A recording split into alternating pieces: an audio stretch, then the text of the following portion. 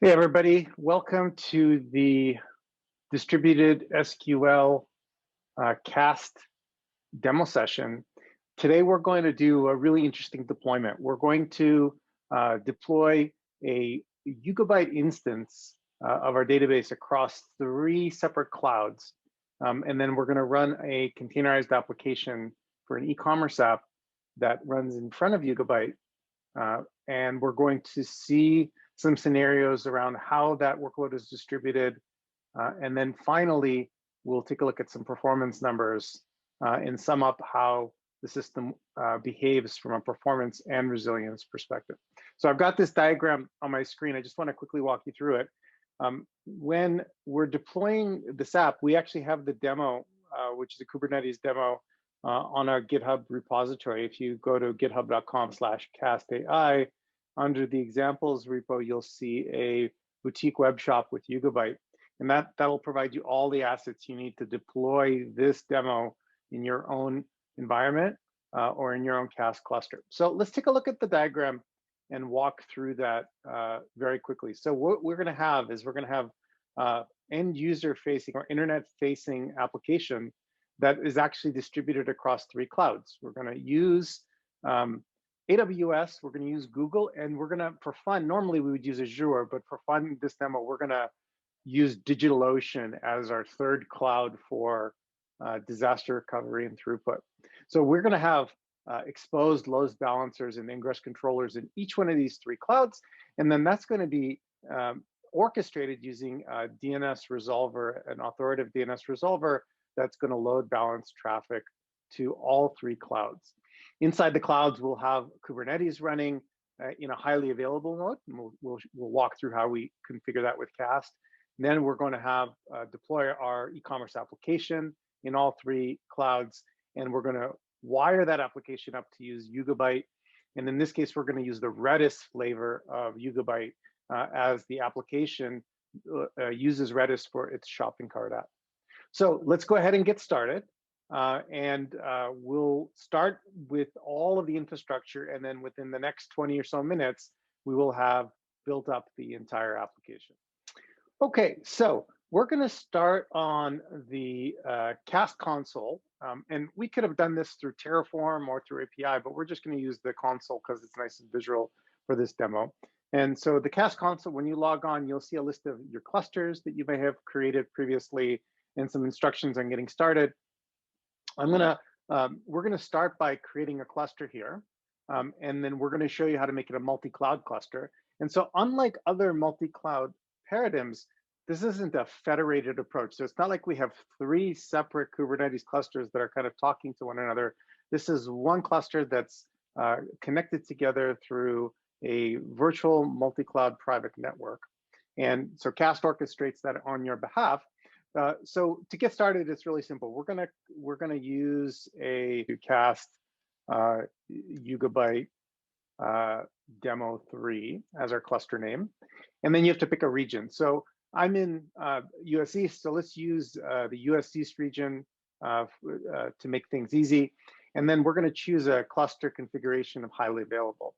And if we go back to our demo, you're going to see that's going to basically create 3 master nodes, 1 in each of the cloud, and they're going to be connected together through a distributed etcd database. And that's what's going to give the Kubernetes control plane its high availability and redundancy. The last thing we need to do in order to start the cluster creation process is we want to select the clouds that we're going to use for this cluster. So we said we were going to use AWS, and that's great. We're also going to use DigitalOcean. And the last one we said is we were going to use Google. Now you'll notice that I've already pre-created a set of cloud credentials here. But the way you would add a cloud credential here, for example, if you wanted to add a Google cloud credential, you would follow the instructions here in the onboarding for cloud credentials, which would end up producing a service account JSON file. You would paste it in or read from file here. And then the Cast platform would validate that those credentials have all the right permissions, IAM permissions, in order to do the work that's required.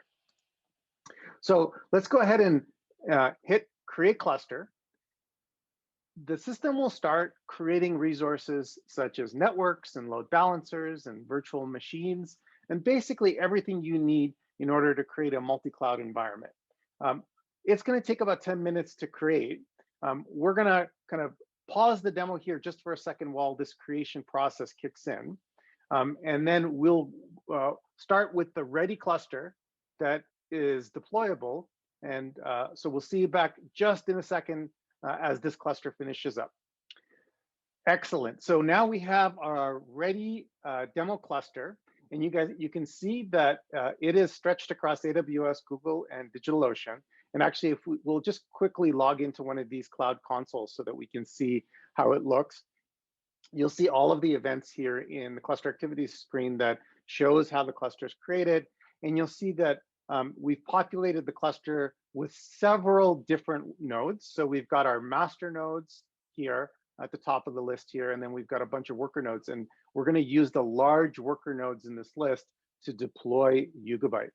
So that's going to come in just a second. But before we go to the deployment phase, let's take a look at what you would see from a IaaS or a cloud service provider perspective. So if we go into DigitalOcean and I'm logged into account, you would see I have virtual machines for demo 3 and demo 2 that represent my my nodes, both my master and my worker nodes. And similarly, I have, if you look at instances on AWS, we'll see a bunch of instances created that are running our demo cluster environments. Excellent. So let's go ahead as the next step and let's deploy Yugabyte as we have the instructions in the examples. So I've got a deploy script and I'm just going to pull it up here. And so in this deploy script, what are we going to do? We're going to create a Kubernetes namespace for AWS, for GCP, DigitalOcean, and we're going to create a namespace for our boutique app. We're then going to go ahead and apply each of the YAML files for each of the cloud providers. And this is a deployment YAML file that was created from the Helm chart, from Helm as input. And then we're going to wait for these master nodes to become ready. And this should take about 5 to 10 seconds for the Yugabyte masters to become ready. And then finally, I've commented these sections out because we're going to take it step by step. We're going to create a Redis table. Here, we're going to use this setup Redis table command, and we're going to exec into one of the pods in order to do that. So let's go ahead and get started on that. Here we go. We're going to run our deploy.sh file. But just before we do, so I'm going to go ahead and kick it off because it's going to start creating the namespaces. But one of the things that you'll notice in the Cast cluster environment is that we've got this Kubernetes UI that's automatically pre-built and pre-authenticated for you as a Cast user. So when we look at our namespaces in the K8s UI, you'll see all of those Yugabyte. There's a bunch of namespaces, but you'll see the Yugabyte namespaces and the boutique app namespace created. And if we actually go to deployments here, and we look at let's take a look at Yugabyte DO or DigitalOcean, for example. You see now that we just deployed the master nodes about 30 seconds ago. If we look at AWS, that may not exactly be ready. Oh, that's ready as well.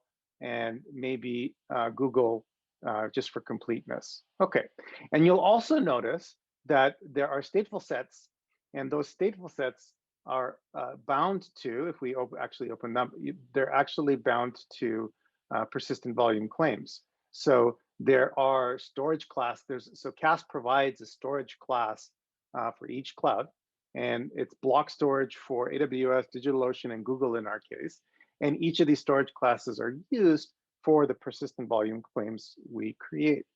So great, now we've got the foundation of our Yugabyte deployment inside of our Kubernetes Cast cluster in just a few minutes. Let's take a look. It looks like all of those resources are set up and all of our pods are running for the Yugabyte masters. Excellent. So now the last thing we need to do is let's go ahead and create this Redis setup. And then we're going to actually, you know what, let's do the port forward first.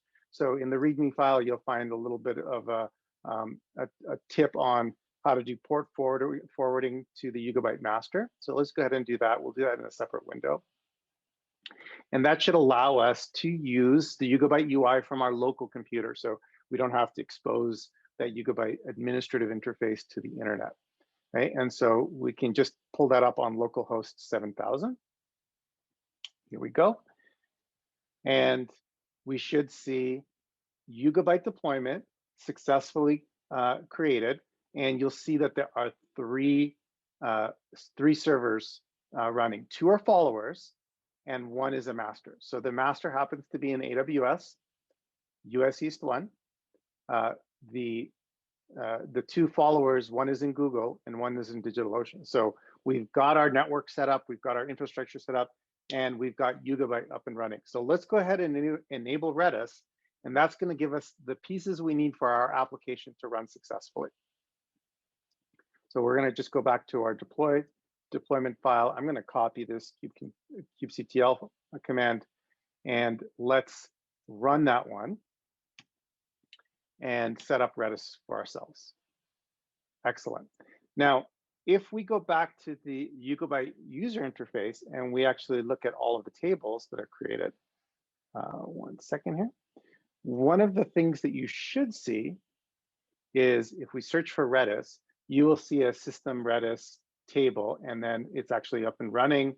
And if you click on it, you'll see the details in terms of the tablet. Excellent. So we've got our application is all primed and ready to run on Yugabyte. Let's now go ahead and deploy our e-commerce application, and I'll just walk you through a couple of areas of that app so that we preset it up to work correctly. Because remember, we're going to expose this app to the internet for high availability. All right, guys, so let's go ahead and deploy the app. But before we actually deploy the app, we know we're going to expose this to the internet. So I want to introduce you to a couple of concepts. One is the GSLB DNS name. So you'll notice on your Cast cluster in the console, you'll see there's this entry here for a DNS name. And if we actually copy it to clipboard and we open it up in the browser, you'll see that it'll be an Nginx 404 error, meaning there's really no host name and no ingress to listen to this DNS name. So it's pointing to the cluster, but it's not successfully resolving to the name. So I'm going to show you how to deploy as part of this whole cycle. We're going to deploy a TLS certificate very quickly, and we're going to also watch this resolve into a real app. So let's just copy this into clipboard, and I'm going to show you in the deployment file a couple of really interesting things that you should know about the Cast cluster and the deployment in general.